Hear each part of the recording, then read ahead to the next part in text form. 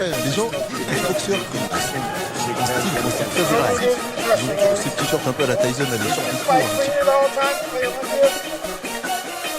When I say you must obey, just like the bulldog in Checkmate.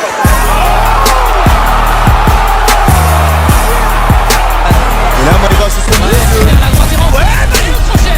Magnifique shot. Ah, c'est un vrai coup au corps. Et ouais, le crochet au foie, il a touché. Là, c'est un vrai coup au corps. Pendant Bigbois, encore Maïva un va rouge. au corps. Allez, c'est met dur là, qui a arrêté. Oui, forcément, elle remet un genou au sol. Et elle regarde son point.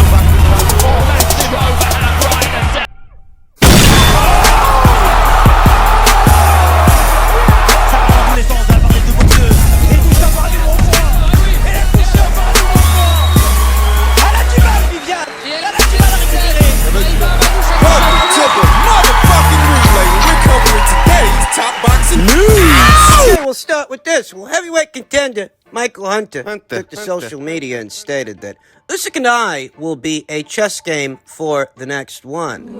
And I'm assuming that this is Michael expressing an interest in facing Alexander Usyk for a second time. You really can't fault him for that, wanting to run that back. Usyk won their fight, in case you didn't realize.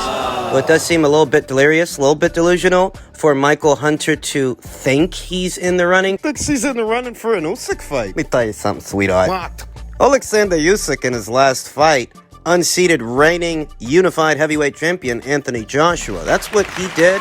What he's doing is facing that same Anthony Joshua in a mega fight for a second time.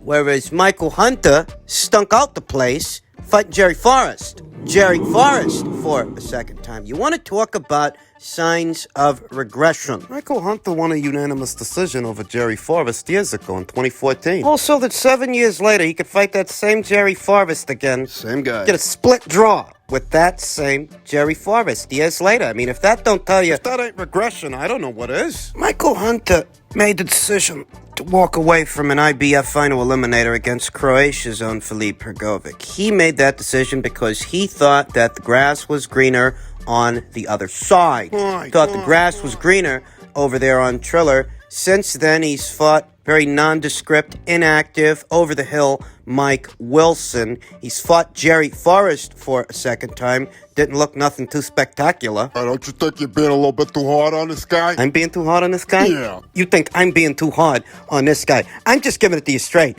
It's the only way I know how to give it to you. That's what I think. If you want to know what I think, and you're here, so I'll assume that you do, I think that Michael Hunter is regressing. I think that over a year ago, before he joined Triller, he showed a lot of promise, a lot of world-class qualities, was developing a world-class resume. But since then, things have taken a turn for the worse. And it all started with that decision that he made to walk away from that IBF final eliminator against Filip Hrgovic. He's not on Usyk's radar. Stop me when I tell a lie. Do you think that at this time, at this point in the juncture, Alexander Usyk's thinking about fighting Michael Hunter for a second time? Is Michael Hunter even in position to challenge him by way of the alphabets, by way of the WBO, the WBA, or the IBF? Beating Mike Wilson didn't do nothing for him. And who was he going to fight after that? I'll tell you who he's going to fight after that. He's going to fight Mark fucking Demori. Mark Demori. And it's only because the New York State Athletic Commission would not approve Mark Demori as Michael's opponent that he ended up fighting Jerry Forrest for a second time. Jerry Forrest, who he didn't look world-class against. And Didn't look good. all things considered, what does beating Jerry Forrest, or drawing with Jerry Forrest, I should say, what does that do for Michael Hunter? Not a goddamn fucking thing. Nada. I feel like Michael Hunter may not get in position to do any big things in today's heavyweight division until his contract, his multi-fight deal on Triller has ended. I feel like he's essentially isolated himself, fenced himself off from the rest of the elite fighters in the heavyweight division. He doesn't have access to those guys. When exactly is his contract with Triller supposed to end? I don't know, but until it does, he's stuck over there. And, I don't see Triller bringing over any of those elite guys to their side of things. Those elite guys that might get Michael in a position to do something major, something relevant. I see Michael scraping the bottom of the heavyweight division's proverbial barrel. I think Usyk could go the rest of his career and never fight Michael Hunter again. That's what I think. Middleweight news, fresh on the heels of his big win over Sergey Dedevianchenko, Carlos Adames wants to face Jaime Munguia. I want him next. After he outboxed world title challenger Sergey Dedevianchenko in a WBC elimination bout last Sunday, Carlos Adames now has his sights set on conquering Jaime Munguia in a winner-takes-all fight for the WBC world title against Jamal Charlo. Adames, who hails from the Dominican Republic, wants Munguia as soon as possible and feels a clash with the Mexican star would be a huge fight one fans would love to see. He beat Sergey, but I don't know if he outboxed him. I don't remember that fight being all that one-sided. Better still, Carlos Adames is targeting Mexico's own Jaime Munguia. I'm not against the fight. It's a sensible fight for both combatants. The winner of that fight would be in a pole position to either challenge Jamal Charlo for his green belt or be elevated to full champion status should Jamal Charlo move up in weight. Carlos was quoted as saying,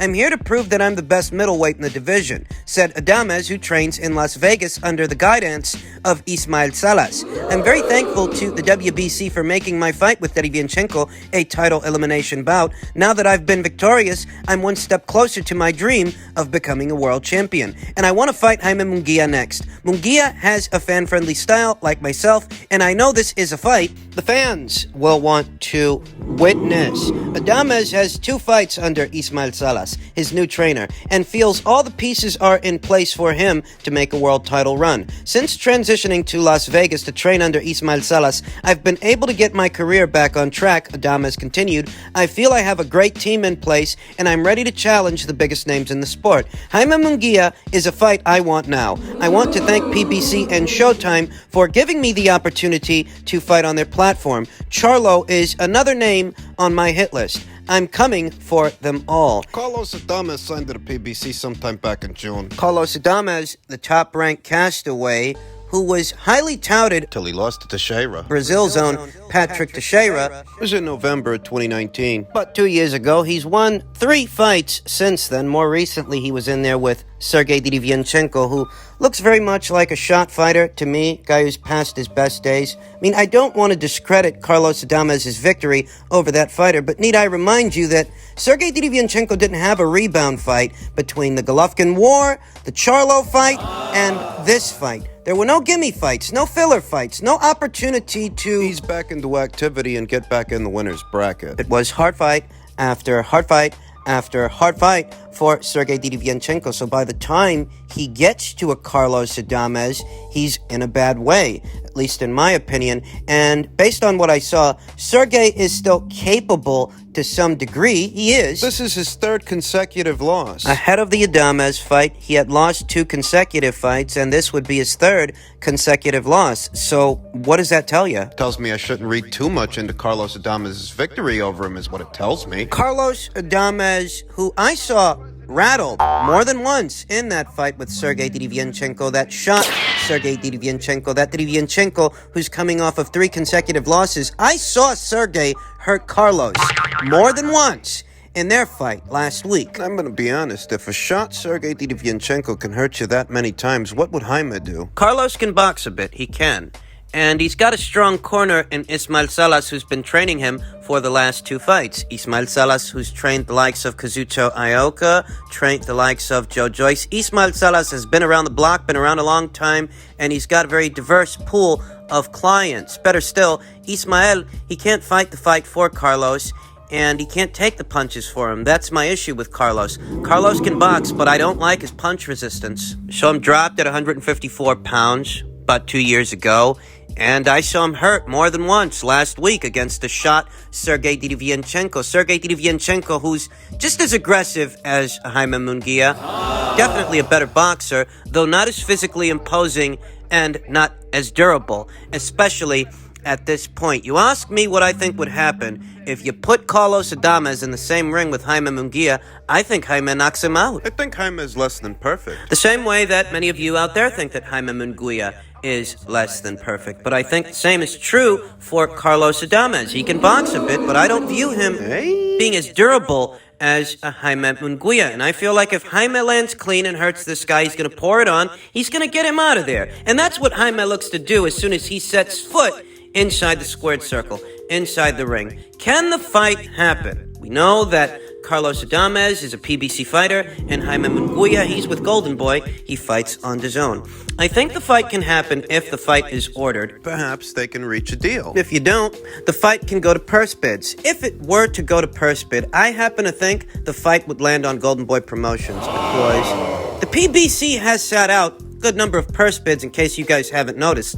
situations where they chose not to get involved, like the Crawford versus Porter fight, the Casemiro versus Butler fight. They sat out that purse bid. The Artur Beterbiev versus Marcus Brown fight. That fight, it's not landing over there on PBC. It's landing over there on ESPN. The PBC didn't fight to get those fights. And I don't think they'd fight to get this one. Carlos Adames is a fairly recent signee to the PBC, and he's not yet a big ticket seller. Thus, you don't want to get into a bidding war over his fight with Jaime. You'll end up spending in excess of what the fight is worth. So the cheaper alternative is to just let the guy go to Golden Boy, and if he wins, great. If he doesn't, At least you weren't the one that footed the bill. Golden Boy Promotions will have footed the bill, pay the fighters, and cover the operational costs of the fight. You're not out any money sending him over there to Golden Boy to perhaps pick up an interim title or become a world champion at some point. Because as we speak, there are rumors and rumblings that Charlo very soon could be leaving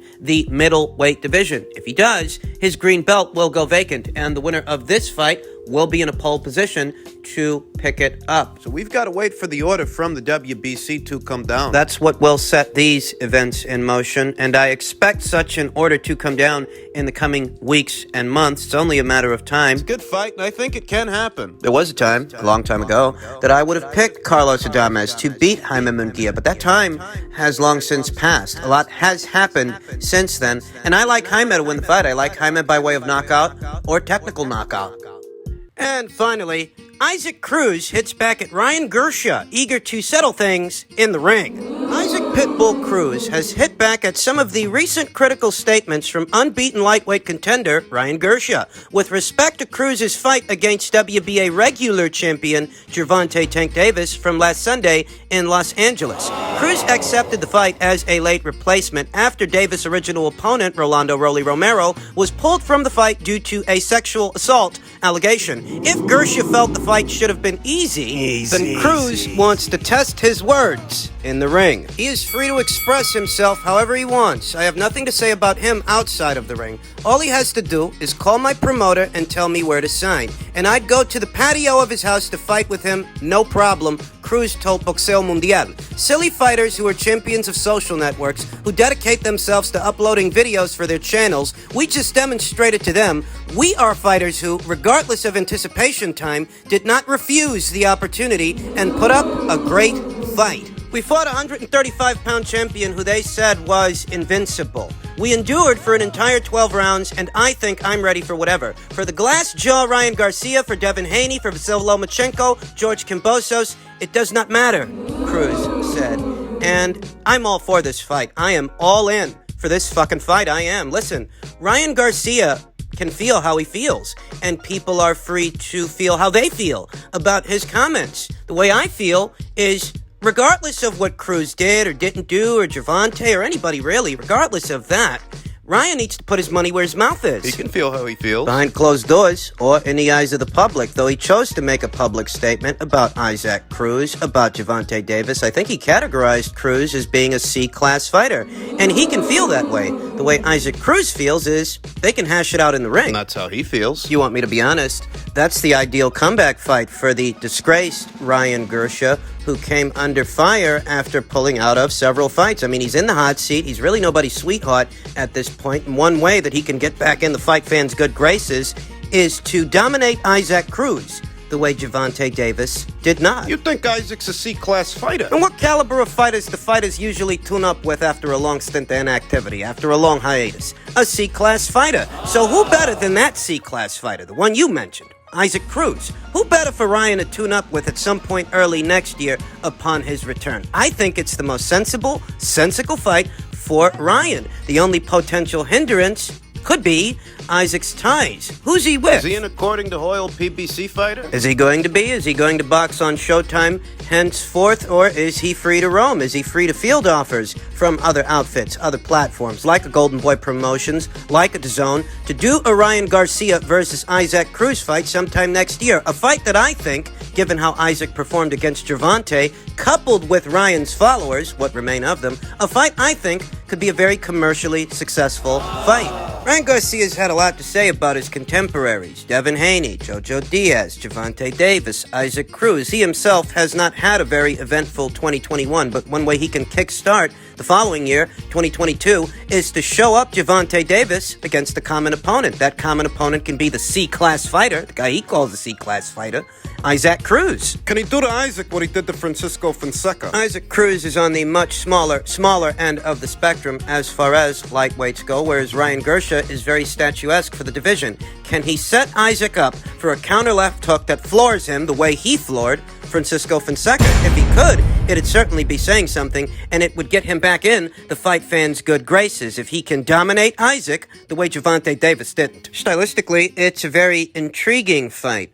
Obvious discrepancy in size between the fighters, Usyk being very small for 135 pounds, Ryan Garcia being very statuesque. There's a discrepancy in size, perhaps also a discrepancy in speed. One thing that Ryan's got going for him is he's got very fast hands, though a lot of people feel he doesn't take the best punch. So how does that break down if you put those two guys in the ring? We really don't know what Usyk's caliber actually is, because the best guy that he ever fought was Gervonta Davis, and Gervonta Davis isn't exactly proven at 135 pounds. He's only had 2 fights there, the Usyk Cruz fight among them. It's the best guy Usyk Cruz ever fought. So when the best guy that you ever fought is a guy who hasn't fought very many live bodies in recent memory, it creates question mark, a mystery.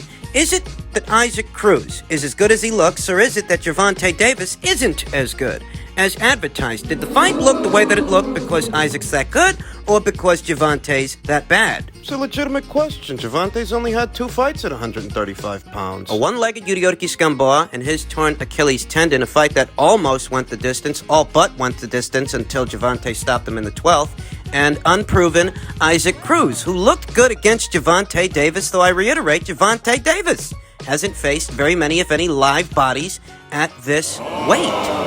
Give you a scenario. Garcia versus Cruz, Cinco de Mayo in 2022, next year. What kind of numbers do you think a fight like that does? On Cinco de Mayo weekend. On the West Coast with all those Chicanos, that fight does numbers. Big numbers for Golden Boy. Big numbers for DAZN.